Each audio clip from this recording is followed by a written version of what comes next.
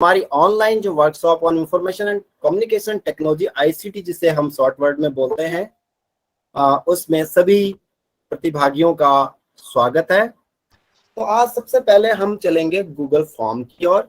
Google form क्या है? तो सबसे पहले गूगल फॉर्म जो है ऐसा ऑनलाइन टूल है जिससे आप फॉर्म बनाकर बड़े आराम से किसी भी सोशल मीडिया में, ब्लॉग या वेबसाइट पर शेयर कर सकते हैं और डाटा कलेक्ट कर सकते हैं। और इसे बनाना, एडिटिंग करना बहुत ही आसान होता है, जो कि आज हम इसकी प्रक्रिया जानेंगे कि कैसे हमने उस फॉर्म को लेना है और उसमें किस तरह की हमारी एंट्री होगी। तो इसके लिए हमारे जो एंड्रॉइड फोन है जिसमें कि आप गूगल फॉर्म जनरेट कर रहे होंगे, गूगल फॉर्म बना रहे होंगे, उसमें आपकी गूगल आईडी होनी बहुत ही आवश्यक है। और गूगल आईडी के साथ हमें एक ड्राइव मिलती है जिसे कहते हैं गूगल ड्राइव। और हमारी बाय डिफॉल्ट गूगल ड्राइव में हमारी 15 GB तक की हम स्टोरेज उसमें ले सकते हैं। तो 15 GB का स्टोरेज बहुत होता है, इनफ होता है। और हम उस स्टोरेज को भी बार बार बीच बीच में से हम उसको रिमूव भी करते रहें ताकि हमारी ड्राइव ना भर जाए।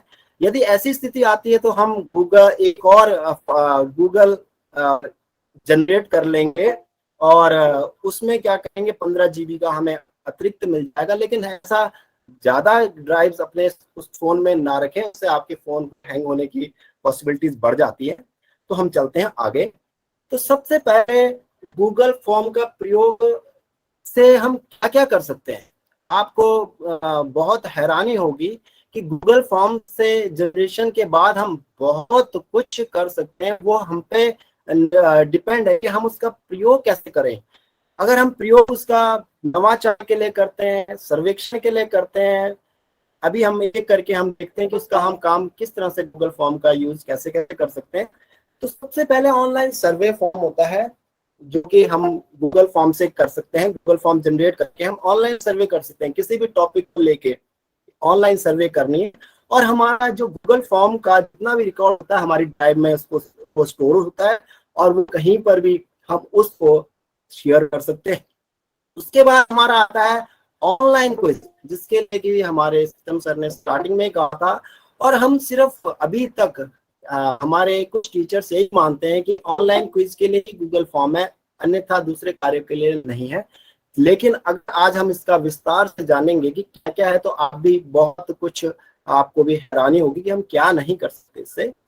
उसके बाद आपने कोई ऑनलाइन रिव्यू करना है किसी चीज का, तो उसके लिए भी हम इसको यूज कर लेते हैं, कंपनीज करती हैं।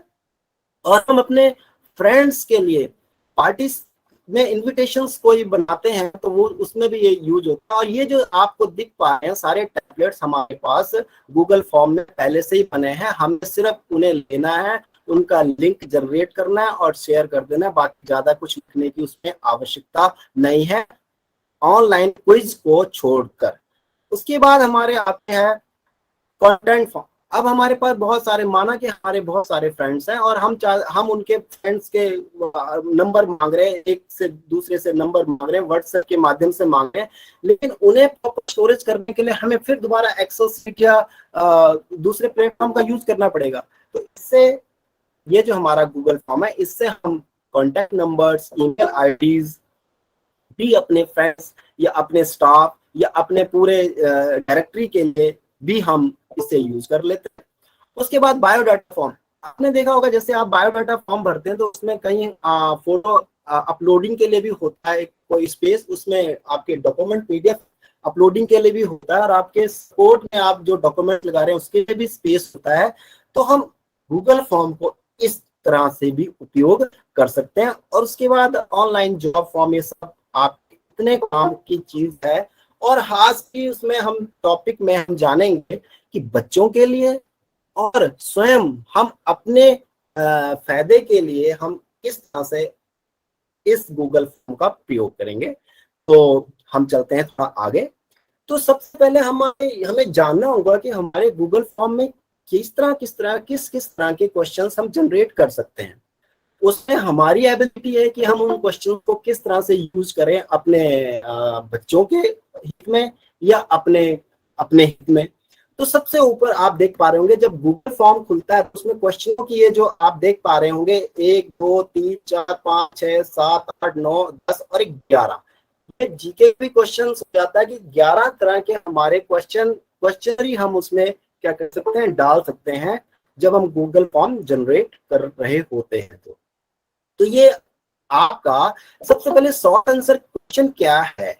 अगर हम गूगल फॉर्म जनरेट कर रहे हैं तो शॉर्ट आंसर का मतलब भी हमें समझना चाहिए। छोटे छोटे उत्तर जिसमें 10 से 25 शब्दों तक का हम उपयोग करें, जैसे अपना नाम लिखना, अपने स्कूल का नाम लिखना, अपने उसका कॉलेज या अपने एड्रेस लिखना, ये हमारे शॉर्ट आंसर क्वेश्चंस में आएंगे। तो गूगल फॉर्म बनाते हुए हमें इन बातों का ध्यान रखना है कि हमने उस प्लेटफॉर्म में प्रश्नों को कैसे चयन करना है। अगर वो चयन करने की हमारी एबिलिटी नहीं है तो हम गूगल फॉर्म का बहुत अच्छे से उपयोग नहीं कर सकते। वो सिर्फ धरातल में कुछ ही प्रश्नों के उत्तरों के या क्विज के काम ही आ पाएगा, हम दूसरा उपयोग नहीं कर पाएंगे। उसके बाद दूसरा पैराग्राफ आता है। तो पैराग्राफ आप समझ ही रहे होंगे क्योंकि सब विद्वान शिक्षक आते हैं। पैराग्राफ मतलब बड़े उत्तर।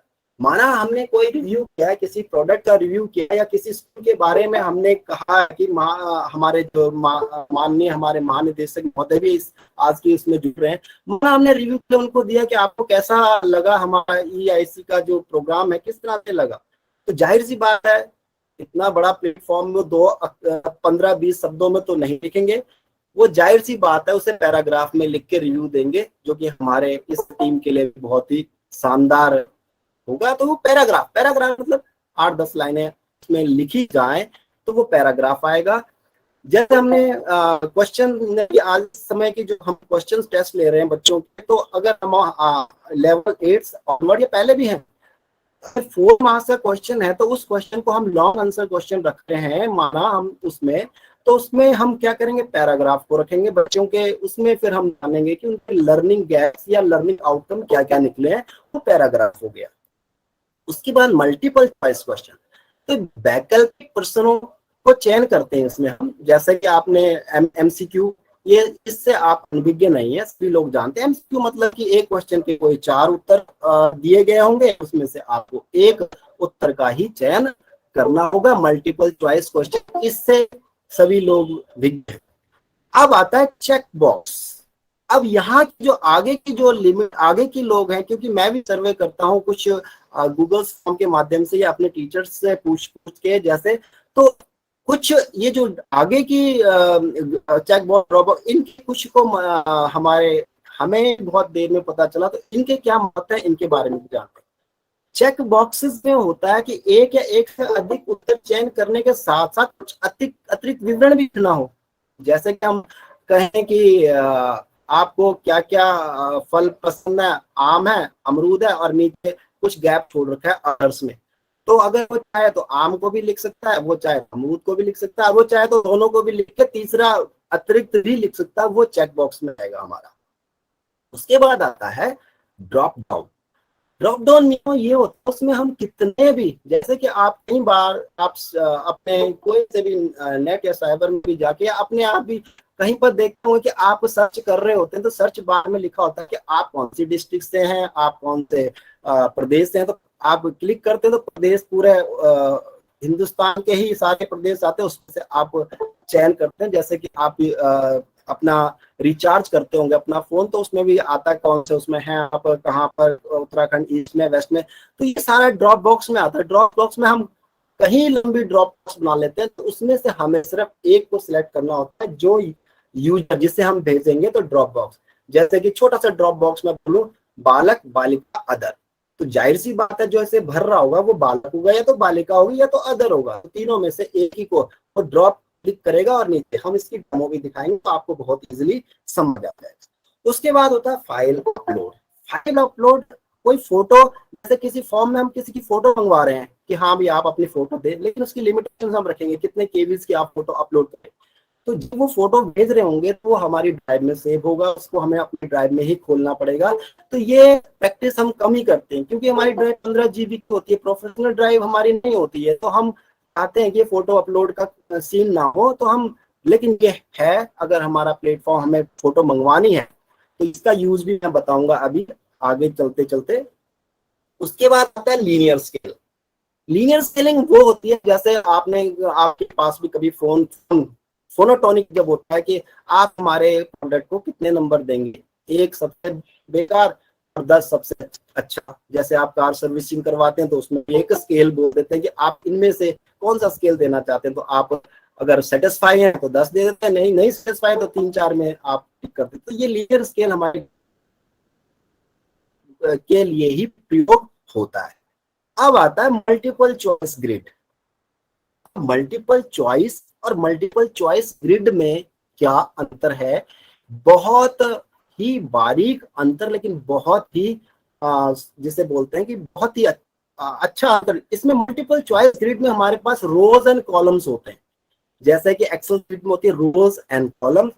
हमने रोज का मिलान कॉलम से करना होता है। जैसे छोटे बच्चों को तो हम क्या करते हैं, दाईं तरफ एक रोज, बाईं तरफ दूसरी रोज, अभी इसका मिलान इससे करें, तो वो लाइन मार के मिलान करता है और दोनों को मिला देता है और उत्तर उत्तर हम जांच लेते हैं। ध्यान रखेंगे कि कॉलम में सिर्फ एक कॉलम में एक ही आएगा, अगर 2 रखेंगे आप तो वो आगे आपका फॉर्म जनरेट नहीं होगा। उसके बाद आ गया चेक बॉक्स ग्रिड।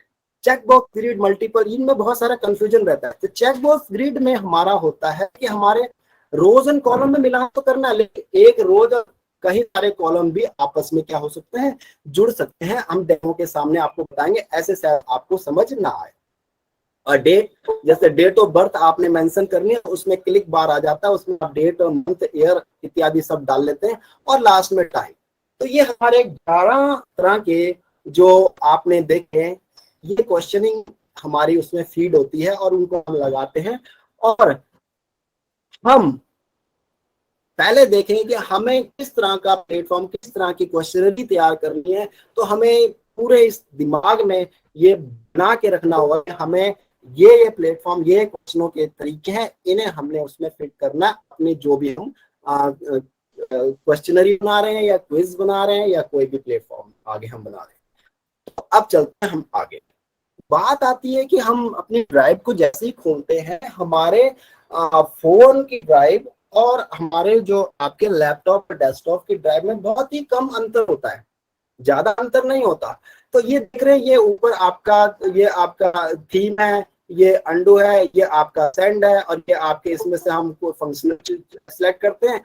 और इसमें जो नीचे आपके दिख रहे हैं, ये वाले जो आइकन्स हैं, हमारे अगर लैपटॉप या ड्राइव वो डेस्कटॉप होते, ये वाले आइकन हमें हॉरिजॉन्टल, ये अभी हॉरिजॉन्टल है, हमें वर्टिकल दिखते हैं। बाकी कोई भी प्लेटफॉर्म में कोई भी ज्यादा अंतर नहीं है। इसलिए आज की जो डेमो होगी, मैं मैक्सिमम लैपटॉप से समझाने का प्रयास करूंगा, और ये बस सिर्फ इतना सा ही फर्क है। बाकी जो एड ऑन हम लगाते हैं, कुछ एड ऑन हम बहुत अच्छे से फोन पे नहीं लगा पाते, लेकिन हम लैपटॉप पे एड ऑन्स को लगा लेते हैं। एड ऑन्स का मतलब हम कुछ उसमें कुछ हम प्रोग्राम्स सेट करना चाहते हैं, टाइमर लगाना चाहते हैं, जैसे सर्टिफिकेट जनरेट करना चाहते हैं, ऑटो क्रैक डालना चाहते हैं, तो वो हम एड ऑन्स को हम यूज करते हैं। तो यहाँ तक तो हमारा हो गया गूगल फॉर्म का जो बाहर का आवरण, जो मैंने आपको बताया कि कैसे कैसे आपको दिखेगा। यदि आप देख पा रहे होंगे या नोट कर रहे होंगे, तो ये 11 तरह के क्वेश्चनरी और 11 तरह के क्वेश्चनरी में कैसे बांटा है वो आपने सब देख लिया होगा। अब चलते हैं आगे। तो सबसे पहले जब हम अपनी ड्राइव वो खोलते हैं, माना हमने अपना फोन खोला है या आप अपने लैपटॉप खोलते हैं, तो ये हमारा इसका जो है drive.google.com में हम क्लिक करेंगे, और ये उसमें चले क्रोम में हम इसको क्लिक करेंगे। तो जैसे हम क्लिक करेंगे तो हम चले जाएंगे हमारे ड्राइव में। और ध्यान रहे कि ड्राइव में हम जा रहे होंगे तो हमारे को हो सकता है वो, क्योंकि हम ड्राइव फर्स्ट बार अगर उसमें जा रहे हैं, तो हो सकता है कि हमारे को मेल हमसे पूछे, क्योंकि बहुत ही जरूरी है कि गूगल फॉर्म के लिए मेल का रिक्वायरमेंट होना बहुत जरूरी है। जैसे कि मेरा ये मेल आईडी आप देख पा रहे होंगे आ गया है। मैं नेक्स्ट करके इसमें स्टार्ट करता हूँ। नेक्स्ट करके मैं यहाँ पर अपना पासवर्ड, आप भी पासवर्ड डालेंगे, और ये मैं आप पासवर्ड डाल रहा हूँ, और ये हमने लॉगिन कर दिया। प्रोसेस आपकी भी वही होगी जो प्रोसेस मेरी चल रही है इस समय। तो ये आपका इस तरह से डेस्कटॉप में इस तरह से खुलेगा, और आपके फोन में भी बिल्कुल ऐसा ही खुलेगा, कोई ज्यादा अंतर आने वाला नहीं है। लेकिन आपने अपने फोन को क्या करना है, जितने प्रोग्राम्स हमने किए सब में हमने क्या डेस्कटॉप मोड पे हमने फोन को करना है, ताकि हमारे डेस्कटॉप के फीचर्स आप अपने फोन पे भी देख पाए। अब आता है यहाँ तक हम पहुंच गए हैं। अब हमारे सबसे ऊपर देखो ड्राइव का आइकन ये है, ये जो ग्रीन और ये आपका ब्लू, ये आपका ड्राइव का आइकन है। और ये आपकी मेल, क्योंकि आपने मेल से अपना गूगल अकाउंट से आपने वो खोला है, तो ये आपकी आइकन भी दिखेगा। आपकी अगर आपने अपना फोटो लगाया तो वो भी दिखने वाला है। तो यहाँ पर ये 9 डॉट्स हैं, ये 9 डॉट्स का बड़ा आपको ख्याल करें, आपके फोन पे भी 9 डॉट्स खुलेंगे। अगर हम इनको क्लिक करते तो हमारे पास गूगल के सारे जो प्लेटफॉर्म है वो आपको खुलने लगेंगे। अगर आप देख पा रहे होंगे इस तरह से गूगल के जितने भी आपके प्लेटफॉर्म्स हैं वो सब खुल जाएंगे। तो हम देखें यहाँ पर हमारा ड्राइव दिख रहा है, तो ड्राइव में क्लिक कर देते हैं। आप अपने फोन में ड्राइव में ही क्लिक करेंगे, जो कि हमने पहले ही बताया, ड्राइव यहाँ पर आ गई है। अब देखिए हमने न्यू पे क्लिक करना, ये प्लस प्लस न्यू है, आप देख पा रहे हैं। मेरे कर्सर पे ध्यान से देखिए, ये न्यू, आपने इस न्यू पे क्लिक करना है। मुझे लगता है आप देख पा रहे होंगे। तो इस पे जैसे ही क्लिक करेंगे, इसको मैं, तो यहाँ पर देखिए क्या क्या बोल रहा है वो, folder, file upload, folder uploaded, Google Docs, Google sheet, Google Slides और गूगल फॉर्म। हम गूगल फॉर्म में चले जाते हैं। साथियों, अगर अभी तक आपने इस चैनल को सब्सक्राइब नहीं किया है तो प्लीज सब्सक्राइब का बटन दबाकर इसे सब्सक्राइब करें, घंटी का बटन दबाकर ऑल नोटिफिकेशंस ऑन कर दें, ताकि हमारे लेटेस्ट वीडियोज आपको मिलते रहें। आपका बहुत बहुत धन्यवाद।